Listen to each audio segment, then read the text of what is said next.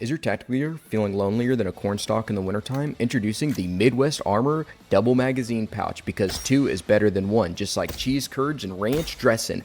This pouch is tougher than a farmer's handshake and more versatile than a Swiss Army knife at a potluck. Whether you're defending your property from rabid raccoons or just trying to look extra tactical at your local range, this double magazine pouch has got your back, or your front, depending on where you want to place it.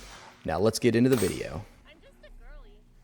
This is a double magazine pouch, as you can see here and here. Okay, it has a zipper on the top, a zipper on the. I'll show some B-roll of the interior of these pouches here. Okay, now that being said, this pouch is cool, but I would give it a 5 out of 10 on practicality out of the box, because if you don't modify this, I'll show you a clip of me running and how much they bounce and sag. As you see, they're all fucking floppy now, and they're hanging. But your arm starts to rub right on these magazines when you're running or time walking. The grommet zip tie, it pulled it in a lot closer. I don't have like really any rubbing on the magazines now. It kind of folds perfectly under my pit. So the zip ties held up good on this pouch. There wasn't a lot, I didn't feel a lot of jingle. Jiggle, jiggle, it falls Too. I think it took a lot of that rattle out of there. And then I actually put one on the belt too, just in case you want to run this on a belt. And surprisingly, I didn't feel that much jiggle from this. jiggle, jiggle. And as you can see there, sags like crazy. But I did modify it, which you can see here. So here's the grommets, the pouches, and then the grommet set, the dies, the cutter, and then you'll just need a hammer. And this is the size I decided to use. And after that modification, it is pretty freaking sweet. Okay? Okay. So let's talk about it on a plate carrier. Do you want to lift your arm up for me? Dope. See, seen, not heard, right?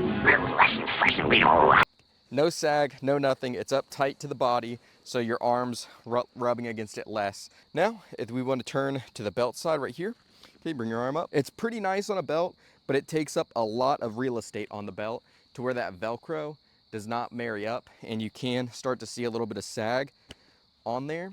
It would be cool if Midwest did do another alteration on it where it did have some Velcro backing on the interior of that belt loop going through the belt. I'll show you how this mounts to the belt here. Now that you've seen how this goes on there, you can see that the Velcro does not marry up that well, but it does everything you need. You could put a set of nods in here. You could open it up. But like as you see in this one, I have just a Baofeng radio in there, and I'm just gonna go ahead and leave it open. And then here, I have some smart cards. Pretty sweet, pretty easy to use, and fully functional, you know. You got 2 mags here. If you decide to buy 2, you could take this one, put it on that side. You'd have 3 on the front, which is an incalculable amount of magazines. How many mags would that be? Exactly. Didn't answer, right? It would be around 7 mags. Now, if you have it on your belt, as she does here, bring your arm up. It holds, 2 here. If you just want to run 2 of these on your belt, I could see it changing your belt setup fundamentally in a better way if you do just run a belt kit, or if you wanted to run a belt and suspender setup, that would also be a pro. Now, that being said, I've had no issues after doing the zip tie and grommet method, and honestly, it is one of the best pouches I have. I will throw in under night vision. This is IR compliant, so it does not reflect under IR. Is what I wish I could say, but unfortunately it is not true. As you can see here, one's glowing and one's not, and that is because I applied some USGI face paint to get rid of that glow. I contacted their customer service before purchasing this product and asked if it was IR compliant, and they said it was. Now, it's probably just a bad batch of zippers. I'm not going to say that they're the worst company in the world, because it's probably just a genuine accident.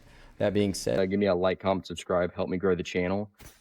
And the price is way more competitive than any other option on the market by far.